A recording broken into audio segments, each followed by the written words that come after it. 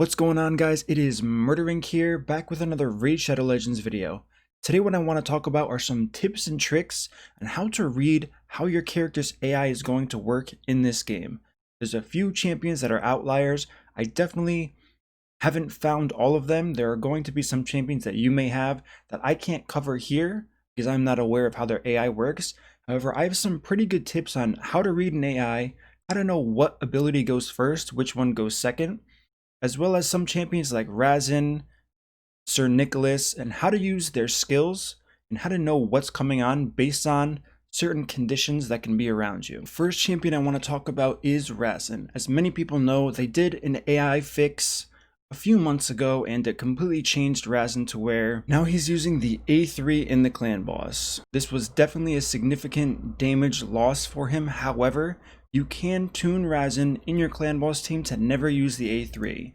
What you have to do is, you have to make sure that every time Razin gets a turn, the clan boss has 30% or lower turn meter by the time Razin's turn meter is full. So pretty much he has to be the fastest person on your team, or you can have a cleanser the fastest if you need a cleanser there, and you can have Razin the second fastest. Usually for Ultra Nightmare, it's anywhere between 205 to 210 speed. This is also considering that the rest of your team is at 191. If you do these things, you will notice that Razin no longer uses his bog down because he's reading that the clan boss does not have a turn meter that's full enough to actually activate this. Even though his AI isn't smart enough to know that he cannot decrease the turn meter, he's still reading the simple turn meter from the game. So this is one way. You can also use this with someone like Nethril. This will also work with Nethril.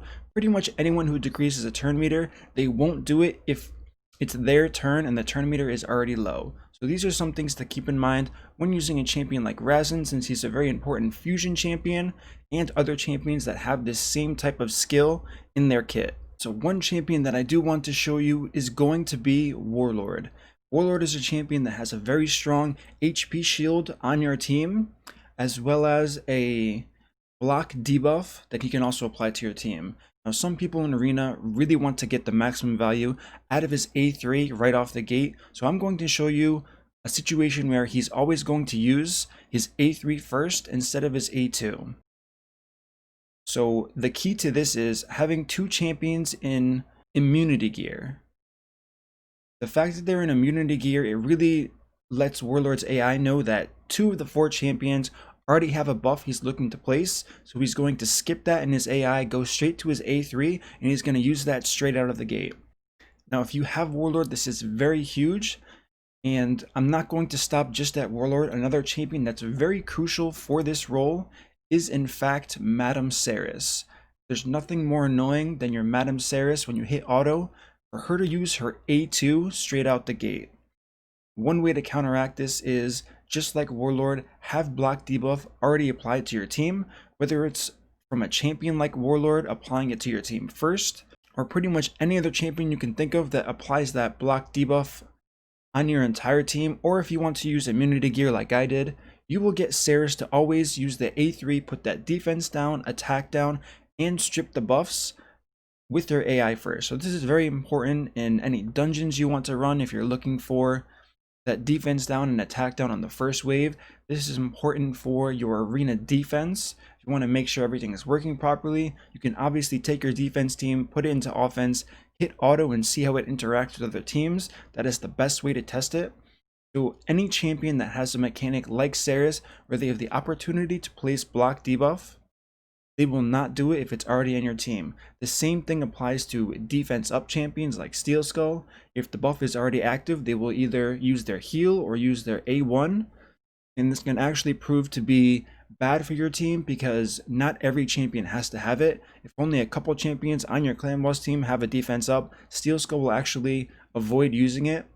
The one benefit is, and the harder part about a champion like Steel Skull in the clan boss, since there's healing in the defense up as well as the stun cleanser, it is really hard to get a gauge on Steel Skull and what he reads, Usually from what I've seen, if you're below 70% health, that adds another point of interest in the AI for it to heal that target. So the rule of thumb when looking at the clan boss usually is the most amount of debuffs on a champion is what's going to be stunned. So if you look at the new fusion Gerp Tuck, if you look at Steel Skull, if everyone has reduced accuracy on them from the Magic Affinity clan boss, and then one player gets stunned, they will have 2 debuffs on them. So all of these stun cleansers with the single target cleanse will focus the champion with 2 debuffs over the rest.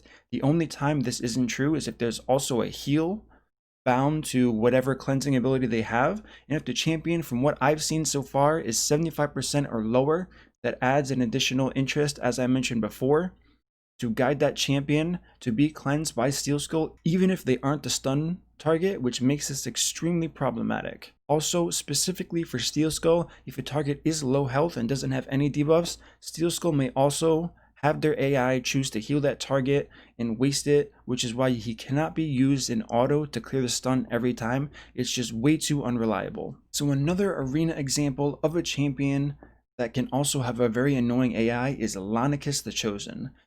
Everyone knows she has a 4-member ally attack on her team, but she also has an A3 that gives an attack up and grants an extra turn.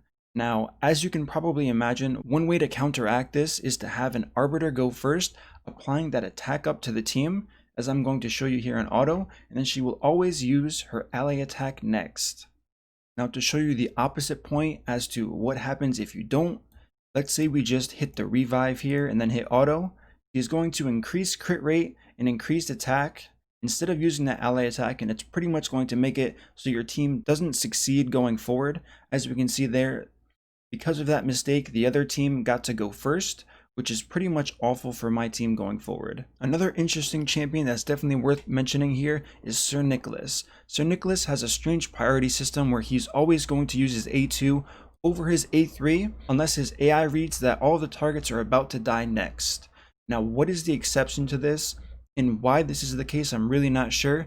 However, if your champions have a defense up buff, for some reason Sir Nicholas and his AI will always use the unkillable over his A2 with the shield. Now, like I said, I have no idea why this is the case. It makes no sense to me. However, according to his AI, if he reads a defense up buff, even if the champions are extremely healthy, he will always use his A3 if the A2 is also available. Now, as mentioned before, if you missed the earlier point, if he has the A3 and the A2 available and your champions are not in danger of dying on the next hit, where somehow the AI is actually smart enough to read if your champion is killable based on the next attack coming out from the clan boss, which is kind of surprising, but it is what it is. So Sir Nicholas will actually use his A2 instead of his A3, which if you have a Sir Nicholas, you know is an absolute nightmare for trying to get him to work in an unkillable team, which is why personally I usually always pair him with a martyr in the clan boss. Now, the final champion that I want to talk about today is our beloved Draco Morph. Draco Morph is a very unique champion where he has this awesome kit with the weaken and defense down, and he has 4 poisons. Now, what does his AI want to do? On the first turn of every single match, what he will want to do is use his poisons first, especially on a clan boss. Why this is the case, I'm not sure. This actually changes into the fight, so I'm not really sure how his first turn priority system works and why it works this way. Getting onto the more important point, his A3 defense down and weaken. Now, Draco is a very strong champion, and someone like Tyrell is also a very strong champion. However, using a Draco Morph with a Tyrell or a Martyr is actually very bad for you, and this is why. If Draco Morph's AI notices that there's a defense down on the target, he is going to skip using the defense down and weaken and go straight to an A1 or straight to the poisons.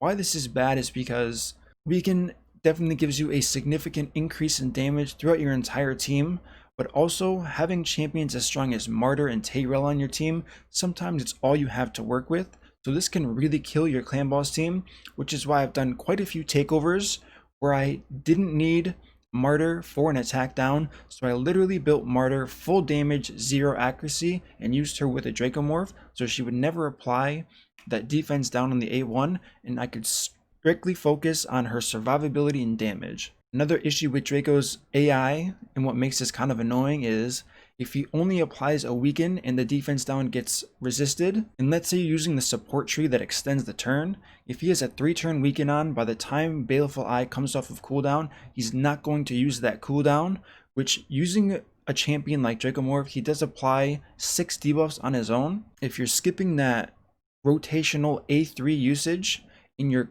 consistently applying poisons, you can actually run into a problem where you overlap your defense down and weaken and fill your clan boss's debuff bar up with only poisons, which is going to net a damage loss to you until you get that defense down and weaken back up on the boss.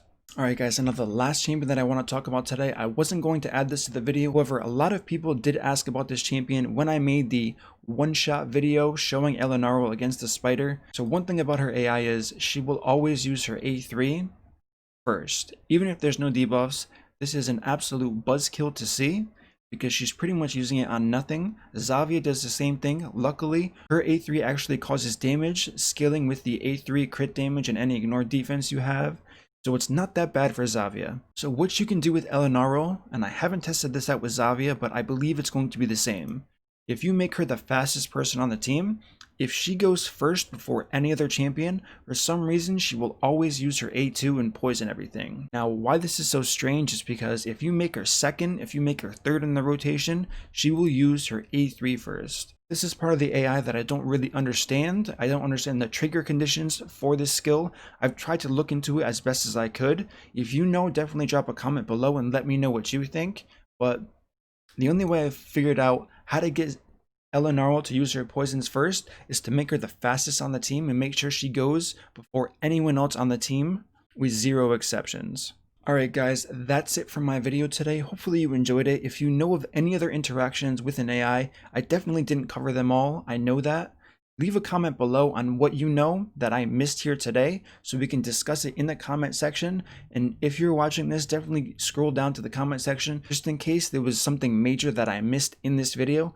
Hopefully you enjoyed this video. If you like this content, don't forget to subscribe, turn on that notification bell so you're notified when I upload my next video. As always, thanks for watching and I will see you in the next video.